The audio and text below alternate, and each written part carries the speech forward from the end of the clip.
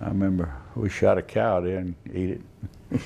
Cut it up. They brought a kitchen up behind the kind of little levee-like thing there, and they cooked up that meat for us. That was pretty good. That old cow, we shot it, and I had a heck of a time butchering it. You ever try to butcher a cow with jump knives? No. Better as a little better meal than that's all we had was C&K rations. Well, at that time, I think somebody was getting them mountain or 5-in-1 rations. Other than that, it was C or K rations. That was it. So you guys pulled back, and then we'll pulled out of Italy, and the rest of the 82nd was already gone, and in England by then, right? Man, I don't know. And they were getting ready for. Yeah, we went to. They pulled us back to England. I don't remember whether the rest of the outfit was there or not. Mm-hmm. They just pulled us back, and boy, that was nice duty in England. What'd you all do over there? Well, we trained and got regrouped and whatnot, and I was lucky. While I was going to London on a 3-day pass, they sent down word they wanted NCO for, I forget what it was, recreation or something. And Finkbeiner wasn't there, so they says, give it to him. And I got back, and they say, report to regimental, and in Class A uniform. I went over and they told us, well, it's your duty to go in any time you want to go and get the Class A uniform on, go to get a pass and go to town and make arrangements for parties for your company. We got to go around to them, I forget what to call them, their unit, and make a date and go around to the breweries and get this, to make arrangements to get some beer and stuff. They stuck that on me while I was gone. Man, they'd be out there all lined up in the field, did up, Class A uniform and take off. Oh boy. And that, they had that, back in there, they had formed that 82nd Airborne Association, and I collected money from our unit, and I had a whole water, and I went down to a little canal and had a girlfriend. We paddled down that canal. We were in the boat and paddled down. We'd do that every chance I got, and get out on the bank, sun, and a little Yankee boy, English boys come up and, "Hi, Yank, what's your name?" I looked at him funny, "What in the world?" And, "Well, I must know your name." I said, "Well," told him my name. "This must be yours." That wallet had come out of my pocket and floating in that river, and I had 2,000 pounds in that thing that I had collected on that 82nd Association. Yeah, well, it was about $4 a pound. Mm-hmm. Yeah. And man, if I don't know how I'd ever got out if I'd lost that. And them little English boys brought it to me, turned it over to me. Just lucky it floated, and. Yeah. All that money, they think it has sunk like a rock too. And it wouldn't, the wallet, normally it don't sink unless you got something heavy in it. Yeah. But it did, and they brought it back to me. Whew. I don't know, I never got out. No. They'd never believe that's what happened to that money. Yeah, but it was really, I had an enjoyable time in England. Mm-hmm. Sure so you did. guys started, after being in England for a while, you started the Normandy campaign was going on? Well, we trained, and I think it was 2 people out of my company went as pathfinders on D-Day. Mm-hmm. And I know Hannigan was on one of them, I don't remember. I think there was another 2, but they got picked, they went in. Of course, they got back to us, so after the first part of it, come back to the unit. Mm-hmm. But then we prepared for the Holland campaign. And I'd ask Mr. Brayard this, but what did the Holland campaign the preparation for it was so quick? What did they tell you guys? Just well, they told you what you were supposed to do, obviously. They told us they're going to jump on that bridge, and we were take that jump and take the Bravi Bridge and then the Nijmegen Bridge, so the British armor could come on through and get across and hold them for them, so the armor could get through and go across. That's what our mission was. And we jumped, and I landed in a beet field right there by a house, and I ate a couple of beets before I got rid of my shooting.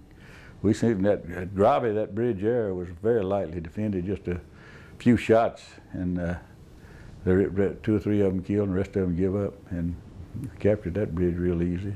What about the jump into Holland? Did you guys take a lot of anti-aircraft fire? Or? The only one, the plane just on my left, part of my company, my platoon, was shot down. They hit with anti-aircraft fire, and most all of them got out. But as soon as it was hit, there was a fighter plane, one of ours, drove down and strafed and put that anti-aircraft gun out. That's the only anti-aircraft fire I saw that whole trip. It was daylight, broad daylight. And most of those guys got out and got back to our unit sooner or later. So when you guys jumped, when y'all landed, you landed together? Pretty much. It was a good drop. It was a good jump. Good drop. And when y'all hit the ground, that's when you took off straight for that bridge, huh? Oh yes. We got together. You know, the whole unit kind of got together and set out and like it's supposed to work. Yeah, theoretically. Yeah. And like I say, it wasn't too much fight at that bridge, man. But those Dutch people were the finest people we ever run into overseas. They were just great. They knew, treated us nice. They were clean. And most of them could speak English, and their underground was very effective. They knew where the Germans were and all that. They sure did. Knew where the Germans had some of our boys prisoners and whatnot. They were really, their intelligence was real good there underground. Did you ever have any operations with them? I mean, no, just they'd come let us know, and we never went with them. you just send them straight back to the officers, I guess. Well, the officers would, we'd hear what they said. But very seldom would we talk to them much ourselves. Yeah. But we could see and hear what was going on, mostly. And actually, you know what? got there, handed me one, and boy, that was good. I've loved beer ever since. There's nothing better than a cold beer, man. Oh, when you're hot, oh, it and that IPA was the best. The India Pale Ale, boy, that was good beer. But boy, when you took the India Pale Ale and dropped a little jigger of gin in it, blow the top off. Make the C Dublin feel single. Yeah. All right, so you're in Holland now, and you've captured the drawbridge, and Marched up through and got to where they had those boats waiting for us, told us what we were going to do with them.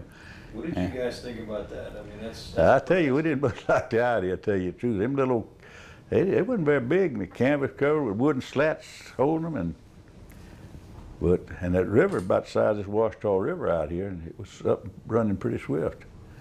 Anyway, they told us the tank's going to be set up here. They're going to give you artillery fire support, and they give us some tracer ammunition. Said if you find a strong point over there you want them to fire at, why, fire your tracers at it. And of course, when we got over there and got to fighting, we didn't think too much. We didn't get held up too much in one spot to do that. I guess we could at that Fort Lent. You know, a medieval type fort that had a moat around it.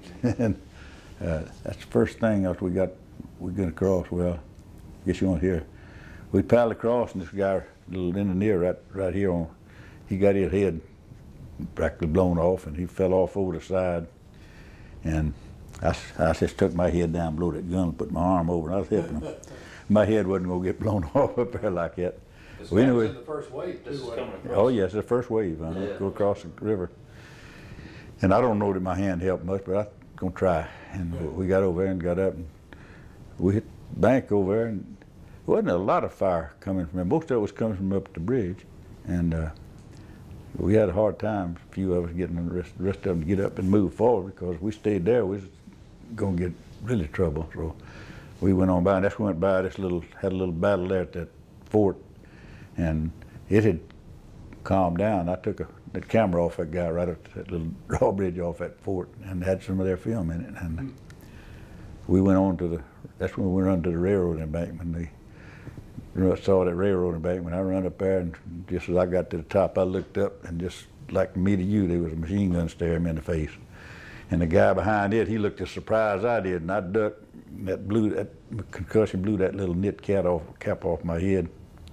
So they tossed hand grenades over at us, and we tossed them over at them. I know that potato masher went to the bottom, but the embankment didn't hurt. They have no, fragmentation on their grenades. It's all concussion. And I don't know it in our fragments. I never could hold them grenades as long as they wanted you to. Well, if they went off, it was going to go off on their side. And in a little bit, here's somebody giving orders, and man, here comes that right there at us from right there down there. They probably 7 or 8 of them charged over right at us. And, well, we shot them and killed, I don't know, 3 or 4 of them, and 1 or 2 of them laid down, wounded on there. And one of them was laying there, help me, this little engineer. I can't remember where he got shot then or on the next one, but he wanted to get up and help him. I said, no, stay down, stay down.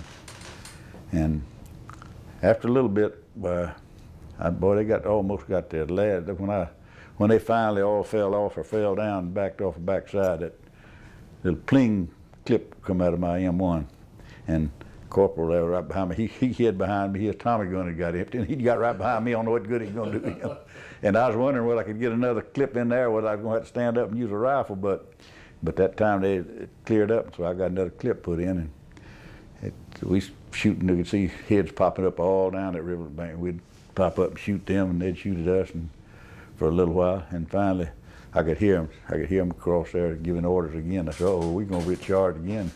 There's not but 2 of us here. So let's go down." So we went down the ditch.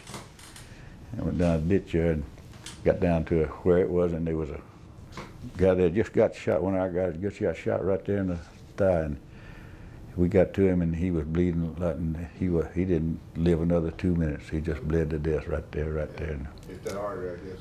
That femoral artery. We heard, well, we told it got it, and he just bled to death. Didn't seem like it was that serious, but we got there, and under that, the road going under that underpass, under that railroad, where there was a machine gun. German had a machine gun set up over there on the other side, maybe about 60 yards over there and whatnot. And one of them started waving a white flag. And the guy wants to get up and go and take him prisoner.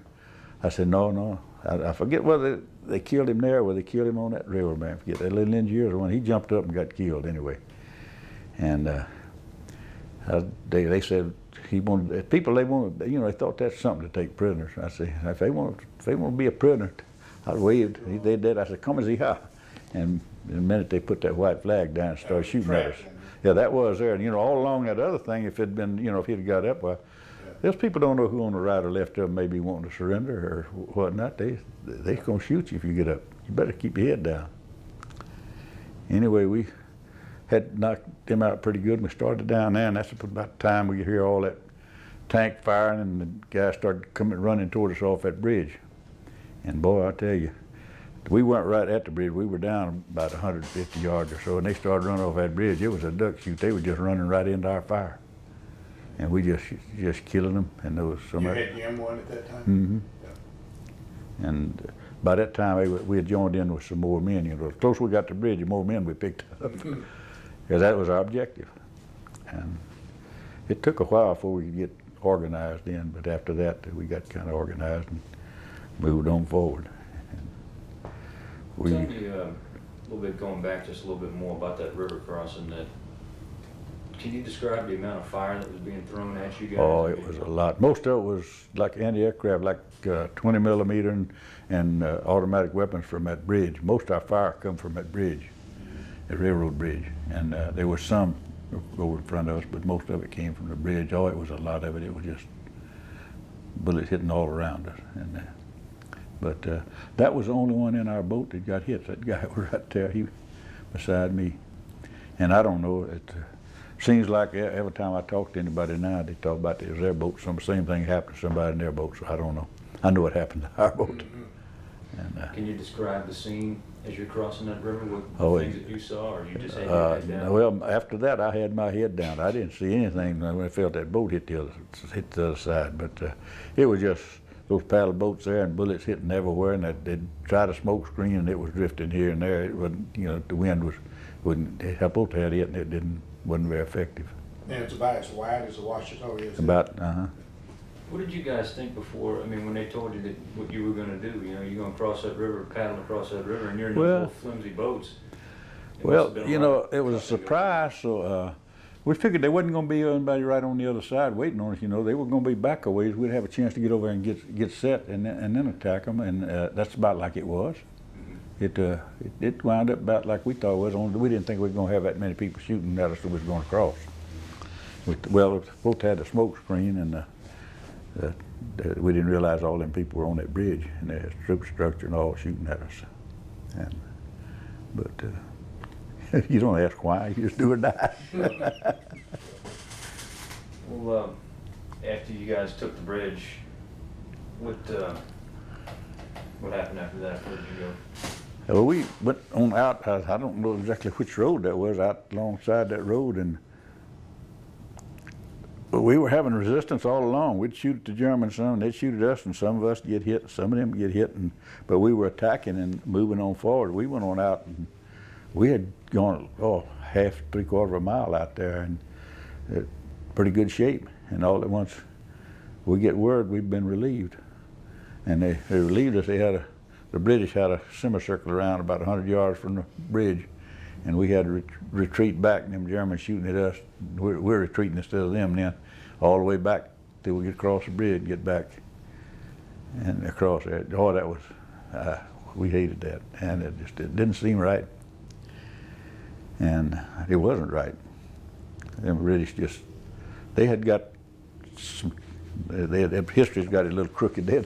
They were counterattacked, they said, back behind, they cut off, and found out what it was. Some Germans had been cut off out there, and they were breaking out. And there wasn't but that one road in there that they could bring armor or anything else in, just the one road. And the British got scared he was going to get his supplies cut off. That general, he wouldn't let his tanks go on through to Arnhem. It wasn't far to Arnhem. They could have gone. They could have got to Harmon. There was no question about it. They might have had to leave if all that big group was there that said they were. They might have had to back up, or something, and maybe go all the way back across Arnhem. But I mean, not begging, but they should have got there and let them British and Polish paratroopers. They should have relieved them. They just left them hung out to dry, and it was aggravating. And they pulled us back, and I think we took a position on the WWII. Our company was right on the bank of the WWII, and I forget, there'd been another unit over there, and they had emplacements kind of set, so we went into a defensive mode there, and started making patrols out. And I was out on the outpost right there on the bank, and that's where I was at doing forward reserve for them. We'd call for a fire, and we'd get 3 rounds. They're short of ammunition. And that's where I got a mortar fragment hit and get me inside the head here. And they went to the hospital. Didn't stay long because I really didn't want to go. It was just a small piece of fragment in my head. Artillery shrapnel hit you? Mortar. Mortar. Mortar fragment. Probably wasn't big as a black-eyed pea, and it just stuck in the bone. Not to give you a headache. Yeah. Really, it didn't do that. I didn't want to go. The lieutenant insisted I go. Of course, I could have got infected. And I went to one of them hospitals, is what they call them, one of them German baby hospitals. That's where they had them Germans come make them babies. Oh, the Lebensborn. Yeah. Mm-hmm. And I think I just went there and spent the night and come back to my unit. And same old stuff. We made a few more patrols out of there. Then we left there, and that's when we went around and by the Denover Woods. And that's where I went several patrols and outposts there. And Tell them about the patrol where you captured the officer. Yeah, we went across out there one night and went in this kind of like a carport one. It was a barn type thing at this house, and went into it, and we'd got in there and making some noise, and this German officer at the door right about there, he opened the door and stepped out. we took him for it and just pointed a gun at him, and he about that time somebody else, we closed the door behind him, somebody else opened that door and closed it quick behind him when they saw what was going on. Well, we just emptied our gun through that door into that piss, and we were just reconnaissance patrols, so we had a suppressor, so we went right back to our lines, taking him back, and he had an 82nd patch in his pocket. That was not good. And I imagine he got pretty rough treatment when he got back. And They did too. they said they interrogated him, and he said he thought we were replacements. He was looking for replacements up there Yeah. at his unit. And I think it was the next night, they sent us back out, the whole platoon, to take that house and set up an outpost there. And they gave me a attachment to go on my M1 to a rifle grenade for anti-tank. Said, well, we could probably get counterattack, so we want you to have this anti-tank thing. And on the way out there, well, one of these little Germans popped up out there about 150 yards before we got to that house. And I couldn't tell what he said or whatnot, but he hopped up in front of him, and I was like, shoot him, shoot him, shoot him. And I couldn't shoot him. I had that dadgum grenade attachment on there. I finally got somebody to shoot him. I think he's saying my hands is up, but my hands is up, I think he was saying, but I don't know. Yeah. Couldn't see too good. It was night. Yeah. And I sat down right out there and took that attachment off my M1 rifle and put ammunition in it. I tell you, I wouldn't gonna have no more of that. I thought he could have killed me before somebody shot him. Yeah. And I don't know. Maybe they didn't see him. Maybe they thought he had his hands up or something. I don't know. As much shooting as you were doing sometimes, particularly with the Thompson, was there ever a problem with running out of ammunition, or did you get resupplied pretty good? I did, because I always carried about twice the ammunition they supposed to carry. M1, I think 2 bandoliers, I'd carry about 4, because I do a lot of shooting. And that was what I same thing when I got my sister BAR man. I told him I need to, he said, I don't care, I'll carry it. And he was my biggest buddy the rest of the way through the war. And but we usually could get other ammunition. In fact, there was enough people getting wounded or killed or whatnot to, mostly when we was out, we didn't run short. At one stage up there, we run out of oil. We would have our guns, machine guns were freezing up, and the rifles were jerking the cap off them cartridges trying to eject them. And we couldn't get any oil. We'd ask for it, they can't get it. Man, we used to get so mad that we'd pull back off the line. They had them trucks and half track going. 1/4 oil would give us enough to oil a whole company of rifles. Yeah. But we couldn't get it. It's always there, we can't get it. And anyway, we took that house that night. Boy, it was that ammunition, it was flying heavy that night. It was thick. It was flying every which way. But they were shooting blind. They just more or less had fields of fire. And if you wasn't having something to do, get flat